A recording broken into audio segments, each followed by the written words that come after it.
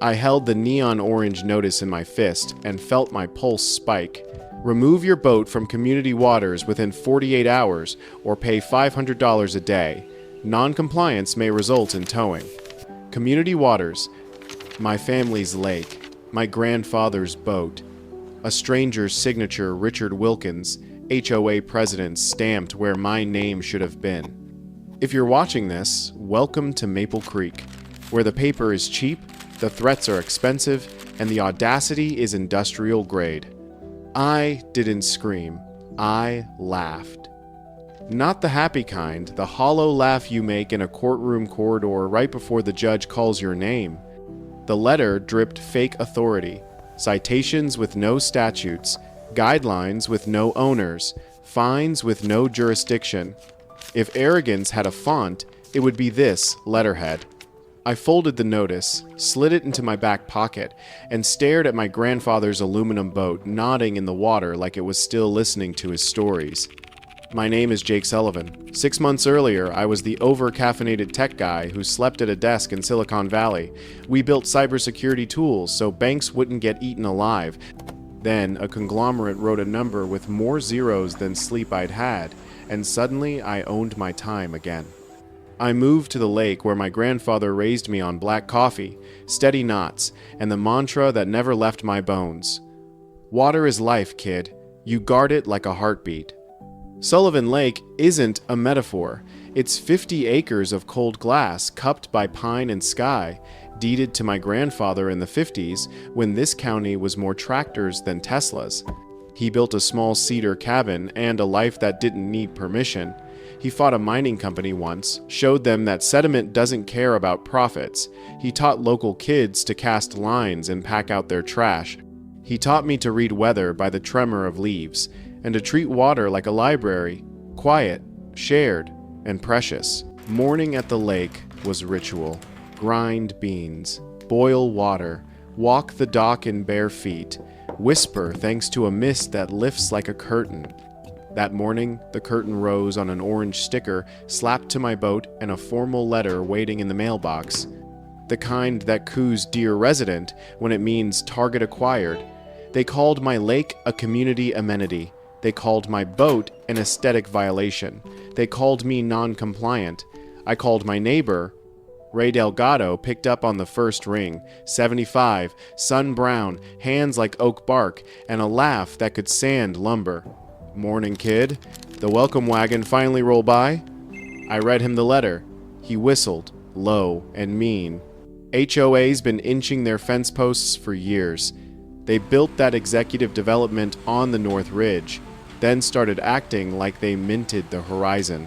Your granddad would have taught them manners with a rock salt sermon.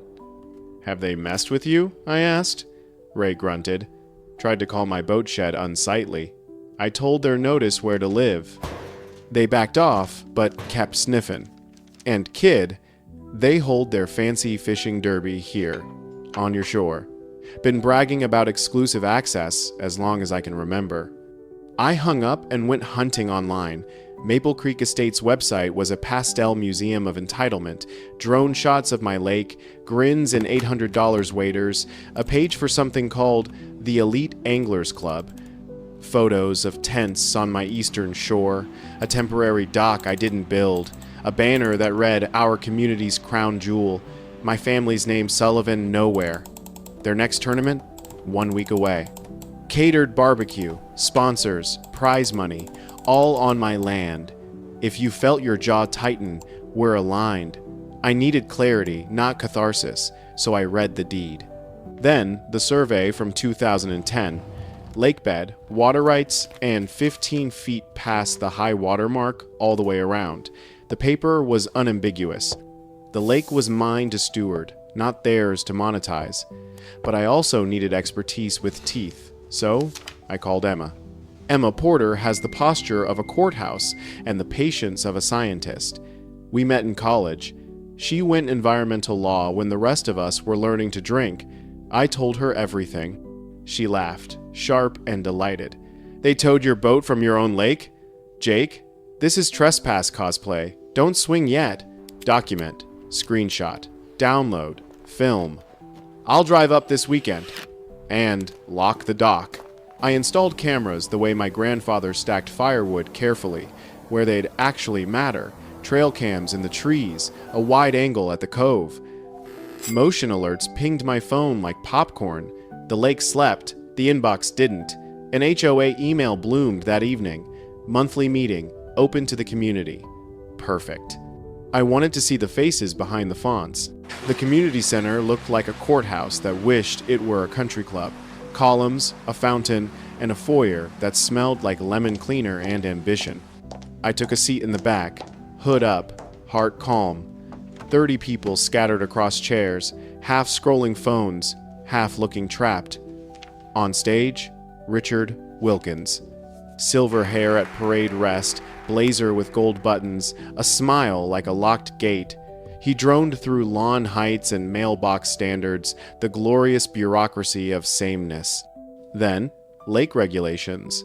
My spine straightened. We've had reports of an unauthorized boat stored on community waters. Community. That word again? Broad enough to hide a theft. I raised my hand. Heads turned the way heads do when they smell smoke. He blinked. Yes, the gentleman in the back? I stood. Steady voice. Quick question. Who owns the lake? Murmurs. A woman in the second row stopped chewing gum. A man on the aisle leaned forward like a couch at the Super Bowl. Wilkins gave a politician's sigh. The lake is a community resource under HOA management. Vague is a choice. I smiled. So the HOA has a deed? Or is it county-owned with a management agreement? His smile thinned. Historical arrangements. Not relevant to tonight. Translation. We made it up, and hope you're tired. Great, I said. I'd love to see those historical arrangements. I sat. He skipped to the next agenda item like the last one hadn't grown teeth. But he kept glancing my way, and so did the woman beside him, Karen Mitchell, vice president, hair like ambition and eyes like audit. After the meeting, a man intercepted me by the cookies. Weathered face, expensive vest, a hat that said Elite Anglers Club like it was a medal. Gerald Thompson, he said, pumping my hand. Haven't seen you. New? I told him I lived on the Sullivan place. His eyebrows nearly left his hat. Thought that was abandoned. I smiled. Not anymore.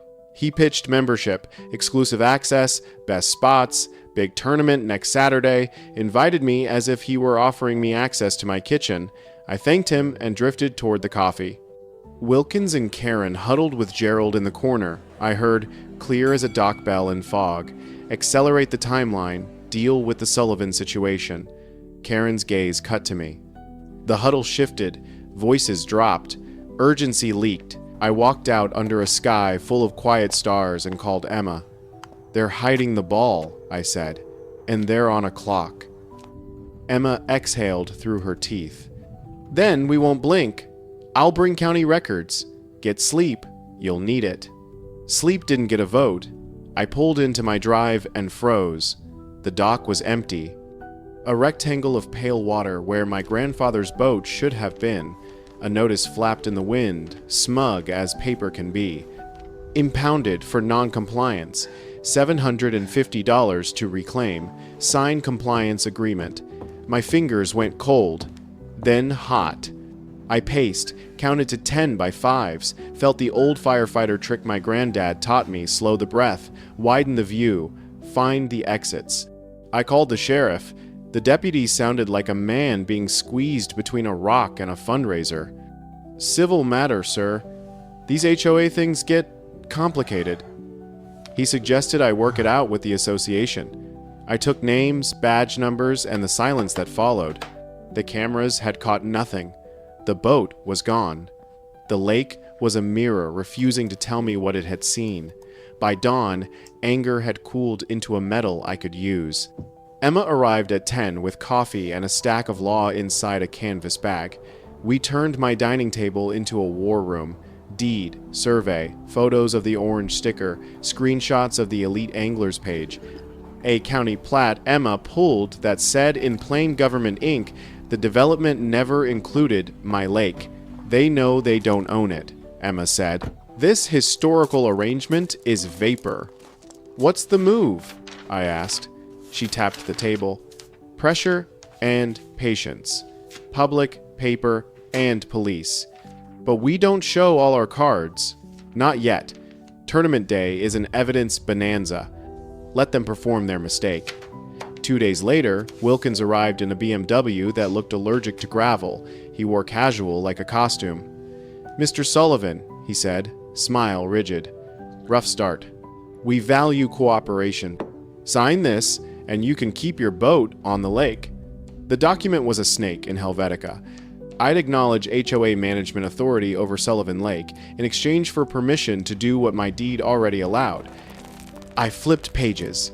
And the fishing tournament? Covered by this authority? His eyes flickered. "You know about that?" I shrugged. "Small town. Loud flyers." He tried a softer pitch. "Economic opportunities could benefit you too."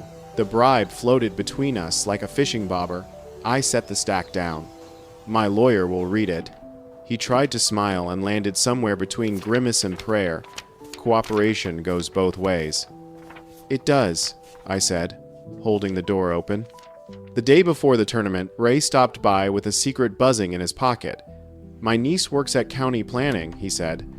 "Saw a preliminary app. Maple Creek wants to build a lakeside resort. Condos, marina, golf, on your shore." The puzzle became a picture. They weren't protecting property values. They were setting a table on someone else's table. Tournament Saturday dawned stupidly beautiful. The kind of morning that makes people forgive bad decisions. Trucks rolled in like a parade of optimism. Tents blossomed. Music thumped. A banner shouted, 15th Annual Elite Anglers Championship. Emma stood beside me on the deck, camera ready. "They brought investors," she murmured as Wilkins arrived with suits. "Portfolios. Renderings." They gestured at trees like they were calculating how many could be replaced by a parking lot. We slid through the pines, filming. Wilkins pitched as if he were selling a view he had a receipt for. Exclusive access. We managed the entire waterfront. One holdout, negotiating. One holdout, me. My patience snapped into focus.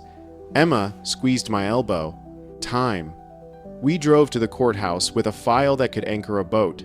Deed, survey, photos, emails, screenshots, a signed affidavit from Ray dating his memories and the tournament's history. Emma drafted an emergency injunction, specific, surgical, lawful. The judge read, asked 4 questions, checked 1 map, and signed. Ink bled authority into the morning.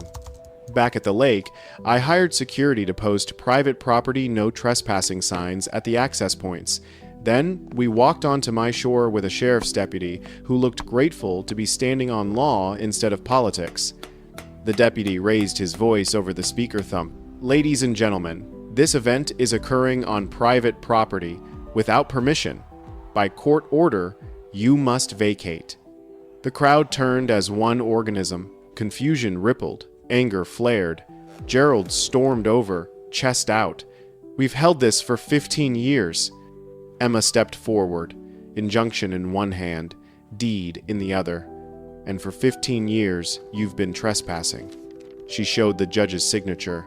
"Paper beats bluster. Always has." Wilkins barged in, voice cracking under the weight of a shrinking future. "We manage this lake." Emma didn't blink. County records disagree. Also, misrepresenting authority to investors is fraud. "You told them you control this water. You don't." The suits behind him were already stepping backward in their polished shoes, calculating the cost of association. Residents started asking questions that belonged on microphones. "Our HOA fees pay for lake maintenance. Where did that money go? Did you lie about access on the listing? Why did you tow this man's boat?" The panic wasn't theatrical. It was granular and personal. The sheriff stayed steady. "Folks, pack it up." Tents deflated. Engines coughed. The lake exhaled. Wilkins leaned in close, smile gone, voice low. "You have no idea who you're crossing." I met his stare with something older than Silicon Valley. My grandfather's patience sharpened into a point. Richard, I have recordings of your pitch. You said you manage what you don't own. That's a problem for men in suits who sign the back of checks. He blanched. The suits got in their cars. Sarah Lynn arrived as the last trailer pulled out, camera slung, notebook ready. Ray waved her over. Residents spoke into her phone like a confessional. I showed her the injunction and the deed. Next? She asked. I looked at the lake knitting itself back together. Next, I get my boat. And then we audit the story. They sold everybody. The story spread like gasoline touching a match. By morning, Sarah's article was front page. By evening, regional outlets had picked it up. The HOA called an emergency meeting and learned what a vacuum sounds like when leadership collapses. Richard was absent. Karen was brittle. Residents asked for receipts. Board members resigned mid-sentence. The truth wasn't loud. It was heavy. I stood and told the room the thing I meant. I don't want to gate the water. My grandfather didn't either, but access has to be lawful and respectful. We can build a system that protects the lake and welcomes people who treat it like the treasure it is. The tension shifted into curiosity, then into something like relief. Emma's filings triggered 2 investigations county into the HOA's finances and state into Wilkins's representations to investors. The sheriff called me back. Voice improved. They'd re-evaluated my earlier complaint. My boat returned with a paper apology that wasn't an apology. I took photos of the dings, ran my hand along the gunwale, and promised the boat a better chapter. 2 weeks later, Sarah called grinning through the line. You'll want to sit down. Richard Wilkins used to be Richard Williams. Florida. License revoked. Similar schemes. Settlements. He rebranded, moved, and started the sequel. The county prosecutor started collecting exhibits. Richard disappeared, like a bad check. In the quiet that followed, we did something the internet forgets is possible. We built. Judge Michael Davis retired, reasonable. With the presence of a porch light, agreed to lead a new board. Together we formed the Sullivan Lake Conservation Trust. Access permits at sane prices, funds to water quality, trail upkeep, shoreline restoration, science first, paperwork, honest. Rules big enough to protect, small enough to follow. The elite anglers dissolved. In their place, the Sullivan Lake Anglers Club opened its arms to people who love mornings more than trophies. No exclusivity. No glossy brochures. Clean bait, clean language, clean shoreline. Gerald moved away. The silence he left was an upgrade. The resort site became a park, a modest pier, picnic tables made by Ray, sanded smooth by a lifetime of hands. We put up a small sign near the waterline. Sullivan Lake Conservation Area, respect the shore, respect each other. Below it, a plaque with my grandfather's words. Water is life. Treat it like a heartbeat.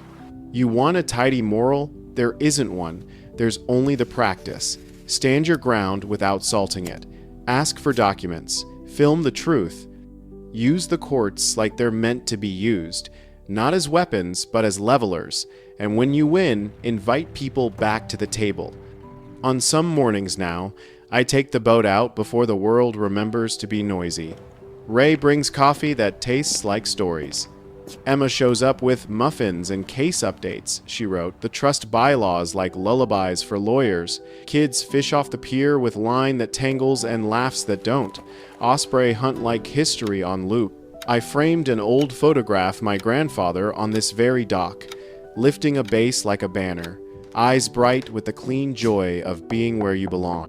When I pass it on the way to the water, I touch the frame like a ritual. Not for luck, for direction. Did the villains get everything they deserved? The law will handle its piece.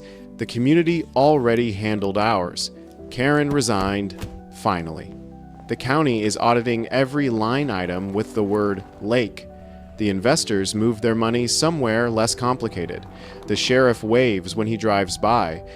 When the sun drops just right, the lake turns copper, and the world goes quiet enough to hear the tiny sounds line whispering through a guide, water pecking at aluminum, a heron stepping like a thought through reeds. In that quiet, I hear my grandfather's voice again. Guard the water, kid! It's guarding you back. And for the record, I did repaint the boat. Kept it a little rustic on purpose. It's honest that way, scarred, sturdy, not here to impress anyone who asks for permits they don't have. It glides through morning like a sentence that finally found its ending. If you're still here, thanks for listening to how a fake rule met a real deed. If HOA overreach has ever knocked on your door, you aren't crazy, and you aren't alone. Get your paperwork. Get your people. Get your peace. That night, I walked the dock with a headlamp and a thermos, setting the small tripod on the third plank where the boards dip. I filmed the lake breathing thin wind on cattails, the dock's low groan, minnows making punctuation beneath the surface. Paper is loud, I said to the lens, but water is patient. I mapped shot angles in a notebook, wide for context, medium for faces, tight for hands that sign, and hands that take. I wasn't hunting drama, I was laying track so tomorrow's truth would have something steady to ride on. If a fight was coming, it would meet me in the open, under light, with dates stamped at the bottom of the frame. When I called the sheriff again, I slowed myself down like I'd been taught in incident response, state the facts, then shut up. The deputy on the night desk sounded tired in a way that lives behind the eyes. Sir, these HOA issues. Deputy, I said gently, this isn't a hedge height. My grandfather's boat was taken from a dock on private property. If the HOA has a statute that lets them cross a deed line at night and seize property, quote it. There was a long paper rustle pause. He asked for parcel numbers. I read them twice. He promised to escalate. I logged his name, the time, and the silence between his words because silence, too, is evidence. Emma's headlights cut through the pines at 9:58 a.m. the next morning. She stepped out with the same canvas bag I remembered from college, the one that had carried constitutional law one week and snacks the next. She hugged me, looked once at the lake, and her jaw set. Okay, she said. Let's build the spine. We cleared the table and turned wood grain into grid lines. Deed on the left, survey on the right. A blank pad labeled facts in the middle. Emma reads law like some people hear music. Every clause has tempo, every definition a key change. Here, she said, tapping the legal description of the lake bed, is where they run out of rope. I traced my thumb along my grandfather's signature sturdy loops, a no-nonsense S like a boat hook. The legal language had a rhythm, commencing at the marked stone, thence along the high water line, 15 feet beyond. Words built a shoreline you couldn't bulldoze with a smile. Emma pulled county records she'd printed at a gas station in the last town. One page from the original Maple Creek plan had a tidy sentence that did more damage than any speech. Sullivan Lake is not included in the common areas of Maple Creek Estates. There it was, black ink like winter, not included. Ray showed up with a tin box that used to hold nails and now held memory. He spread Polaroids from the 70s across the table. The cabin, raw and bright, his hair dark, my grandfather laughing at something off camera. In one photo, a hand-painted sign reads, "Private shore, ask first." Your granddad wasn't stingy, Ray said, thumbing a corner smooth. He just believed asking is part of belonging. He left us a folded county map with pencil marks around the coves. The East Shore's where they like to play rich, he added, and his grin had more teeth than kindness. We screen recorded the HOA website like a crime scene walkthrough. The Elite Anglers page had a slider of grins and bass and coolers, all staged on my easterly reads. Alt text bragged about exclusivity. Hashtags promised access. The tournament flyer listed sponsors. Follow the money, Emma said, highlighting contact emails. Follow the verbs, I added, circling manage, regulate, authorize. Verbs are little crowns people put on their heads when they're trying to look taller than a deed. At the community center, I took notes on air, not just the words, but the temperature they arrived in. The foyer smelled like lemon and policy, the carpet swallowed sound. Karen Mitchell's clipboard could have doubled as a shield. When Wilkins spoke, his sentences wore padding, historical arrangements, community resource, consistent with standards. He stacked abstractions like sandbags and pretended the flood was my tone. The moment I asked about ownership, he started blinking every 3 words, a little shudder. "That's his tell," Emma murmured later. "His certainty is allergic to nouns." In the parking lot after, his BMW prowled up like a cat that expects doors to open. He rolled down the window and sold me compliance as if it were cooperation. "All properties in this area are part of our community vision," he said, the phrase polished to a frictionless shine. "Vision's not a deed," I answered, and it knocked the smile off just enough for us both to see what lived under it. He suggested his lawyers talk to mine. "They will," I said. "Right after you return my boat." That night the dock felt wrong before I saw why. The rope end was too neat, coils too deliberate. Whoever took the boat knew my knots or knew someone who did. I crouched and smelled the frayed end, diesel, and lakeweed. Somewhere across the water a motor hit idle, then nothing. I recorded the scene like a metronome, angles, distances, notes on light, and caught my face in the lens. Not rage, not yet, but that tighter thing behind it. "If you make me prove this," I told the dark shore, "I will." For a minute, I toyed with selling the fast, clean exit that turns a fight into a memory you can pack. I pictured a realtor with a pitch about potential. I pictured my grandfather's eyes when the mining company came. The thought felt like dropping a tool you'd promised to carry. I called Ray and said it aloud, so it would sound as bad as it was. He listened, let silence do its work, then said, "Some things you sell, kid. This ain't one." I built a small command post in the mudroom. Chargers, spare SD cards, a label maker, a whiteboard with 3 columns, event, proof, person. Chain of custody isn't just for police. It's how you keep a story from being stolen twice. We practiced body cam angles, checked timestamps, mounted trail cams high where raccoons wouldn't audition for viral fame. If this turned into a courtroom, my future self would thank my past self for treating today like evidence. The county clerk answered on the 3rd ring and warmed to me when she learned I knew the parcel number without looking. "We don't bite," she said, and walked me through the queue. Public plans, preliminary filings, what got stamped, what didn't. "If there's a marina proposed," she added, "it'll have to say where." We both knew where.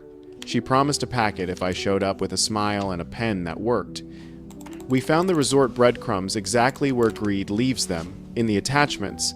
The words were Sunshine Drunk Activation, Premium, Destination, but they tripped over the same stone each time. The proposed marina sat on a rectangle that the old survey named Sullivan. "They're writing checks on your routing number," Emma said. We printed everything, stapled each packet at a slant like my dad used to, and labeled a folder, "Investors' Promises They Can't Keep." I met Sarah at a diner with a pie carousel that made you hope for bad news just to have an excuse. We made an agreement on a napkin publish when the public interest outweighed the tactical gain of waiting. She asked good questions and better ones after that. "If you win," she said, "what does winning look like?" I surprised us both. Not a gate, a stewardship. She smiled like she'd found the lead. When Wilkins came to the cabin with his paper olive branch, he played reasonable so hard you could hear the effort. "An exception can be made," he said. "Exceptions," Emma had told me, "are how people buy land they don't own." I asked him to point to the clause that said he could manage my lake. He tapped blank paper with a confident finger, and the weirdest thing happened. I felt sorry for him. Not because he was right, he wasn't, but because he'd built a whole self on the belief that confidence is a credential. The eve of the tournament felt like pre-storm air. Thick, birds, quiet. A lot of people pretending tomorrow would be normal. Trucks staged at the highway turnout. The Elite Anglers Facebook group posted a photo of stacked trophies and a caption that read, "See you at the water." Under it, a gif of champagne. I printed the post because some days the internet still disappears things. At dawn, the shoreline became a trade show. Pop-up tents delivered shade and certainty. Portable speakers announced a good time. The investors arrived in understated jackets, the sort of people who let their shoes do the introductions. I watched Wilkins pitch from the trees with Emma beside me, our breath small in the big morning. He said they already controlled the waterfront. He said formalizing would be easy. He said my name without saying my name, the way people do when their story needs a villain, but their lawyer needs a noun to stay vague. Courthouses have sounds you don't unhear, the hum of fluorescent lights, the clack of a stamp, the small hush when a judge pivots in a chair. We answered questions with documents and let the map do the persuading. The injunction slid across oak like a slow, inevitable thing. Ink dried. The clerk gave us a look that wasn't quite a smile and wasn't quite not. We walked back onto my shore with the deputy at our side and a stack of law that felt lighter than air. I read the order into the wind and into my phone, because orders like to be heard. The barbecue smoke hesitated. Someone killed the music. Gerald advanced like a storm front and wilted like a lawn once the paper hit his hands. "You can't just, we can," the deputy said. Not unkindly. "We are." What happened next wasn't a movie scene. It was a public unlearning. Residents discovered their fees had been buying theater tickets, not access. A woman in a sun hat said carefully, "We trusted you," and each word looked like it had been carried too far. Karen tried to wrap it all in process, but process without title is a gift bag with nothing inside. The investors took calls that sounded like exits. Wilkins shrank by whole inches. The lake looked bigger than ever. Retrieving the boat was less triumphant than I'd imagined. A yard full of yellow grass, a tired clerk who had seen too many Saturdays die behind a chain-link fence. We did the paperwork dance. The lot man winched my grandfather's boat onto a trailer with the gentleness of someone who once loved something that was taken. "They said it was junk," he muttered. "I grew up on an aluminum skiff. Junk doesn't outlive you." He handed me the rope like a flag. The emergency HOA meeting sagged under fluorescent truth. Folding chairs scraped eulogies. Michael Davis, retired judge, steady like a front porch, stood and asked 3 questions no one wanted to answer. Who owns the lake? Who authorized fees for what wasn't yours? Who is willing to start telling the truth now? Board members resigned like a line of dominoes that had been itching to fall. Karen read a statement that apologized to anyone who felt misled, and the room made the sound people make when they've learned the difference between sorry and regret. Sarah's follow-up dug into Richard Williams of Florida. The article didn't gloat, it documented. Licenses revoked, settlements inked, a move, a new middle letter in a last name, a return to old habits. The prosecutor's office started stacking files. The county auditor requested 10 years of bank statements. People who had nodded at Wilkins in grocery lines stopped doing that. It's funny how fast a community reboots once the power from a bad story gets cut. We built the trust because saying no forever is just another way to go numb. Bylaws that breathe, permits that pay for water testing, caps on boats that keep the fish honest, quiet hours that are actually quiet. We wrote rules like teachers, not tyrants, clear, kind, enforceable. Ray oversaw the pier. Kids sanded rails between math homework. The first morning we opened, a father taught his daughter to cast, and the line made a perfect arc that landed like punctuation. We reformed the anglers with the same love we used to reform ourselves. No exclusivity, no champagne, no trophies you could resell. A weigh-in that ended with a photo and a promise to come back with friends who'd pick up trash. Gerald moved away and sent a postcard nobody read twice. The park replaced a resort that never should have been, and the shoreline sighed back into itself. We planted willows where renderings had imagined parking. We put a picnic table under the old cottonwood and a bear-proof trash can beside it because stewardship is love plus foresight. The plaque for my grandfather caught afternoon light like a good memory returning on time. On a Monday, when no one needed a show, an osprey dropped from sky to mirror and rose with breakfast, and a kid on the pier screamed between fear and delight. I stopped narrating and let the scene be itself. Not every victory needs a string section. Some just need witnesses. The legal tail kept wagging letters, calls, motions, but the heat had gone out of it. Systems grind slow, and if you're lucky, square. Karen gave one interview and then learned the mercy of silence. The county's audit listed misallocated funds under a column that no longer belonged to her. Wilkins, somewhere, probably told a different story to a new room. I'm not in that room. I'm here, where the water keeps score in clarity and the shore keeps score in footprints. Here's what I learned that might matter to someone who hasn't yet gotten their orange notice. Courage looks less like speeches and more like calendars. Document the dull things. Ask the nouns questions until they answer. Stand where you're allowed to stand, and invite people to stand there with you. When the doorbell rings with paper in its hand, open the door anyway. The law isn't a sword you wave. It's a level you lay down. Epilogues pretend stories end. This one doesn't. It only changes temperature.